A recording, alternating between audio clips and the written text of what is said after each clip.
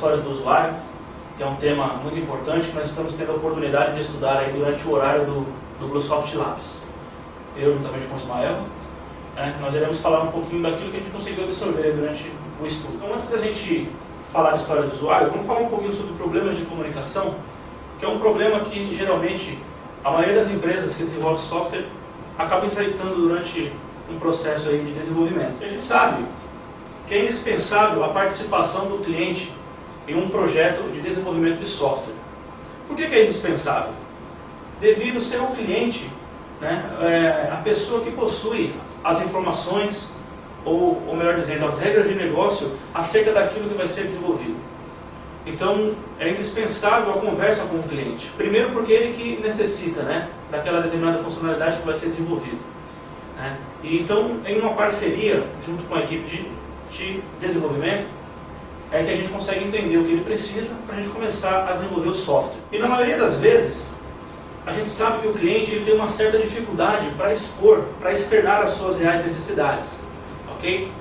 E quando a gente acaba entregando o software, o que geralmente acontece é que a gente acaba vendo aquela velha frase, que não era bem isso o esperado. Ou, na maioria das vezes também, quando ele não reclama que não era aquilo esperado, às vezes ele vem com melhorias, com novas solicitações para fazer remendos no software, e a gente acaba não conseguindo entregar aquilo que foi planejado inicialmente.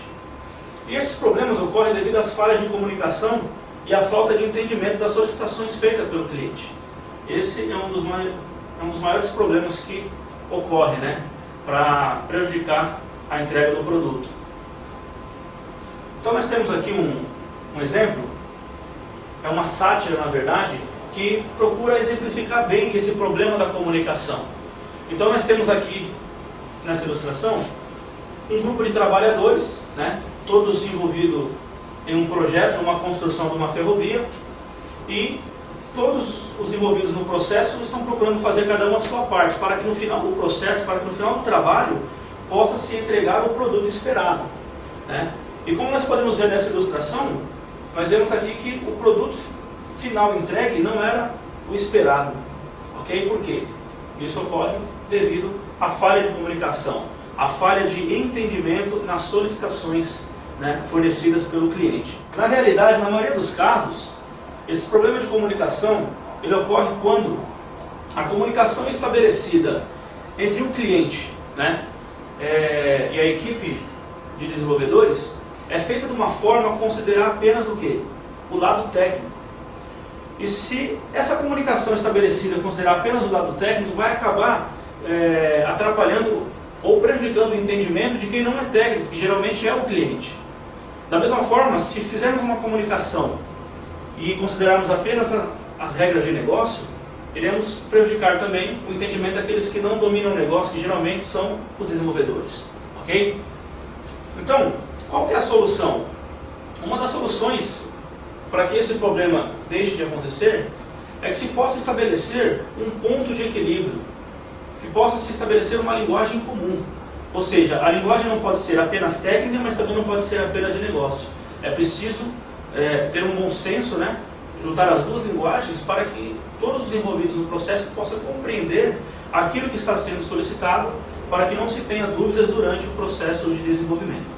Como diz o seu Creyson, seus problemas acabaram-se, Isso por quê? Porque através de histórias de usuário, como o nosso amigo Luiz já nos falou, a gente consegue, através de pequenas descrições de funcionalidades fornecidas pelo cliente, ajudar a entender o que o software deve fazer. Então, são feitas reuniões com os clientes e eles informam, eles dão pequenas descrições de funcionalidades que vão ajudar a equipe de desenvolvimento a entender o que o cliente realmente precisa. Além disso, as histórias de usuário, elas geram uma visão compartilhada de negócio e técnica. Isso por quê? Porque todo mundo está olhando para o mesmo documento, todo mundo está na mesma visão. E como escrever histórias de usuário? Bem, mas antes de falar de como escrever histórias de usuário, eu preciso falar do papel do Product Owner. Em Scrum, o Product Owner é o representante dos interessados, no caso do cliente, os stakeholders, na equipe de desenvolvimento de software. Então, esse representante ainda tem como responsabilidade definir as funcionalidades do produto, né? E ainda de definir a data de liberação e conteúdo das releases, de definir quais produtos devem ser desenvolvidos primeiro, né? Então ele tem essa função de priorizar, ele representa o cliente, né, dentro de uma equipe de desenvolvimento de software. Então são feitas reuniões com esse representante, com o Product Owner, com os clientes. E aí os clientes fornecem, né, dão aí as descrições do que ele precisa, né, do que ele espera com uma determinada funcionalidade no software. Ok? Então aqui nós temos um modelo de um cartão de história do usuário. Essa aqui é a parte frontal do cartão. Nós temos aqui algumas informações importantes que o Luiz vai nos escrever agora. Esse cartão ele tem esse tamanho padrão de 9x15 propositalmente. Por quê? Porque a ideia da história do usuário é você ter uma história pequena e objetiva. Se por exemplo, nós tivermos uma história numa folha de sulfite A4, por exemplo, ficaria muito fácil a gente procurar descrever muitos detalhes que talvez não é interessante e não é a ideia da história. A ideia da história é conter uma pequena descrição das funcionalidades. Então aqui nessa história, nós temos alguns pontos importantes que é interessante aquele que vai escrever uma história conhecer. Então, por exemplo, nós temos aqui o ponto quem, o que e por quê. Então, quando você utiliza esses 3 pontos para escrever uma história, fica fácil. Então, por exemplo, nós temos quem. Quem fala-se do papel. Quem vai utilizar aquela determinada funcionalidade? No caso aqui nós temos o exemplo como cliente, ou seja, sabemos que o cliente vai usar aquela funcionalidade. O que? O que é uma pequena descrição da funcionalidade. O que aquela funcionalidade vai fazer na verdade, né? Então, por exemplo, aqui nós temos eu como cliente preciso de uma interface de pagamento por cartão de crédito que seja intuitiva e fácil de usar. Ou seja, o que ele contém o que precisa ser feito. E por quê? Com o objetivo de facilitar os pagamentos. Então, o porquê é o motivo. Qual é o objetivo dessa história? Então, quando a gente olha para a história do usuário e vê esses 3 pontos, a gente mentaliza esses pontos importantes que vai nos ajudar na condução da escrita da história do usuário. E esse cartão, né, essa parte frontal do cartão, ele tem os 3 elementos, mas a ordem dos elementos não importa muito, né? Você vê que aqui nós começamos por porquê. O importante é que os elementos existam, né, no cartão. Agora, é no caso indicado que se comece pelo porquê, né? Para que quando a gente olhe para o cartão, a gente já veja qual é o objetivo daquela história. Porém, nesse outro exemplo aqui, a gente não vê os pontos, porque eles estão implícitos na descrição. Então, como cliente de negócio, então aqui é quem? Eu gostaria de fazer pagamento com cartão de crédito. Então, isso aqui é o que? Para a minha comodidade, que é o porquê. Então, repare que nesse aqui a gente não tem aqueles 3 pontos destacados, porém, mas eles estão implícitos na minha descrição. Além disso, nós temos a prioridade, né, é definida pelos stakeholders, né, define qual é a prioridade, quanto aquilo vale para o negócio dele, e nós temos a pontuação que é decidida nas reuniões de planejamento, né, que nós vamos falar mais para frente. E no verso dos cartões são escritos testes de aceitação.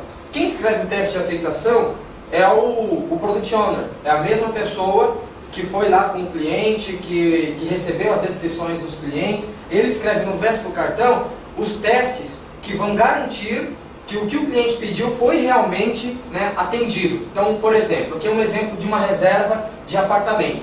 Então, o cliente diz o seguinte, que quando ele fizer uma reserva, o status daquele apartamento deve mudar para reservado, né? E por quê? Porque não é possível reservar um apartamento que já foi reservado. Então o outro teste é o quê? Verificar se é possível fazer uma reserva se já estiver reservado. E depois ele ainda disse que queria receber um e-mail notificando a reserva. Então essas informações aqui são as regras que o cliente definiu, são colocadas no teste de aceitação, que serão executadas logo após o desenvolvimento para garantir que o cliente pediu foi realmente atendido. Uma coisa também importante para escrevermos história do usuário é a definição de papéis. Isso é um ponto muito importante também, para que possa facilitar o entendimento né, da execução daquela história. Então, por exemplo, nós trouxemos aqui um exemplo de um site de hotel, né? Então, na conversa com o cliente, foi levantado, foi detectado que os usuários que visitam, assim, que navegam por esse site, possuem dois perfis, dois papéis. Um é o visitante. Quem é o visitante? O visitante é uma pessoa que apenas navega pelo site para ver promoções. Esse é o perfil, é o papel de um visitante. E temos também o cliente. O cliente é uma pessoa que possui um cadastro, ele possui um login, uma senha de acesso, possui acessos, né, a áreas mais restritas do site, além de fazer reservas constantemente. Olhando para esses dois papéis, a gente consegue perceber que existem necessidades diferentes de navegação. Então, por exemplo, quando eu conheço de antemão o perfil do usuário daquela funcionalidade, eu consigo focar mais nas necessidades daquele tipo de usuário, né? E consigo focar naquilo que realmente ele precisa. Por exemplo, se eu sei que um visitante apenas precisa visualizar as promoções daquele hotel, eu não vou me preocupar em desenvolver, por exemplo, uma tela que forneça para ele um login, né, com acesso ao site, ou, com acesso a áreas mais restritas do site. Eu não preciso me preocupar com esse tipo. Por quê? Eu sei que o perfil do meu usuário é apenas para ver informações, promoções que aquele hotel pode fornecer. Já o cliente não. Eu sei que o cliente ele possui um cadastro, ele pode ter acesso a mais informações do site. E quando eu tenho definido esses papéis, isso me ajuda na descrição da história do usuário. E aqui nós temos um exemplo de uma descrição utilizando o papel. Então, como visitante, né, papel, eu quero navegar pelo site para que eu possa encontrar as promoções.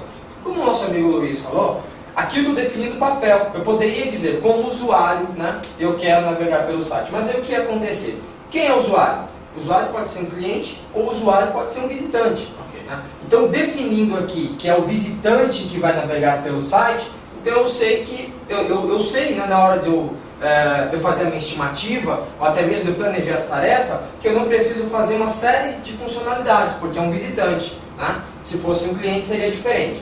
Tá? Agora é importante dizer aqui o seguinte: quando eu digo como visitante eu quero, não é que o visitante, né, participou da reunião ou até mesmo veio na empresa e falou, olha, eu quero navegar no site da empresa tal. Não é isso. Essa solicitação quem fez foi o cliente. Né? Agora, as histórias de usuário são sempre escritas no imperativo. Eu quero. Então, como visitante, né, utilizando o papel, eu quero navegar pelo site. Isso por quê? Porque, reparem que o espaço para a escrita é curto. Então, a gente precisa escrever no menor espaço possível uma vasta informação. Então, eu preciso definir o papel e dizer sempre no imperativo para que possa ficar claro para quem vai desenvolver o que é para fazer e quem é que vai utilizar aquilo. É isso aí, pessoal. Essa foi a nossa apresentação. Pelo tempo, né, que nós temos para apresentar, essa foi a primeira parte, né, de 4 apresentações. Então foi uma breve introdução sobre histórias do usuário. Na próxima apresentação nós iremos falar um pouco sobre conceitos para uma aplicação eficaz de histórias do usuário. Iremos falar sobre os conceitos Invest, Smart e vamos falar um pouquinho também sobre os 3 Cs. Ok? Agradecemos aí, obrigado. Obrigado.